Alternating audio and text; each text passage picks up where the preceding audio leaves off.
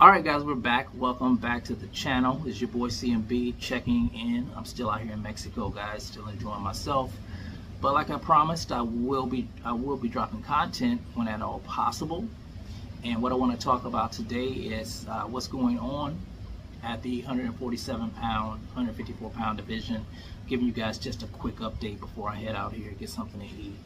So it's being reported that Terence Crawford is dropping his WBO 147-pound title, which would now elevate Brian Norman Jr., who is the interim champion, to the full-fledged champion at 147 pounds. Now, what I think about that, I think that is great news for the 147-pound division. So now you have Brian Norman, who will be the WBO champion. You have Jerron Bruce Ennis, who is the boogeyman of the division, who is the IBF champion. And of course you have Mario Barrios, who's a hell of a fighter, who is the WBC champion. So those are some great fighters. I think those are some great matchups that can be made in that division. You know, we can stop talking about Boots and Crawford. I think it's time for Boots to create his own lane. And conquer that division if at all possible. He has some tough competition there, so you know, I won't put the cart before the horse there.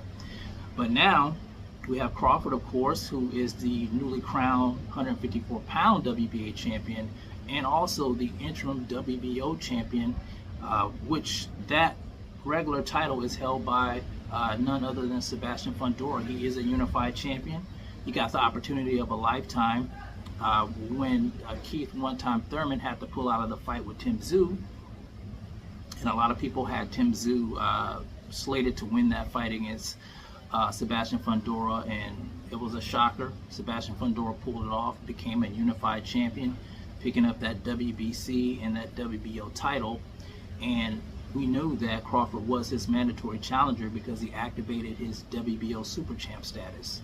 Now, we know the politics in boxing. Errol Spence Jr. pulled a fast one. The PBC pulled a fast one by putting him in the ring after the fight, saying he wanted up next.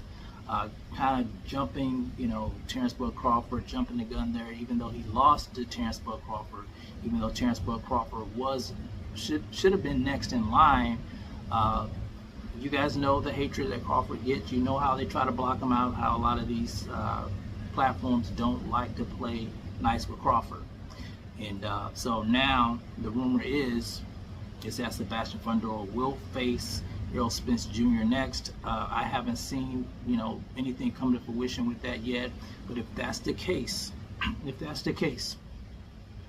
I'm sure the winner will probably face Terence Crawford. I think once that fight is announced, the WBO title will be dropped or stripped or vacated, and Terence Crawford will automatically become the WBO regular champion at 154 pounds, making him a unified champion, making him only 2 belts away from becoming undisputed in that weight class. We know Canelo Alvarez is not entertaining that fight, and I think it's best for Crawford to focus on the 154-pound division and, you know, try to become undisputed in a third weight class. You know, I think that's what he needs to do, in my opinion.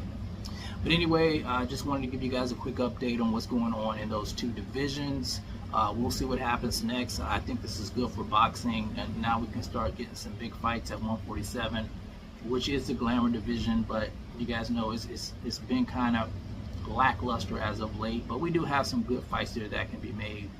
But you guys let me know what you think about Terence Crawford dropping the WBO belt and Brian Norman Jr. becoming the full-fledged champion. Let me know how you guys feel about that in the comment section. It's the CMB. I'll talk to you guys in the next one. And I'm out. Peace.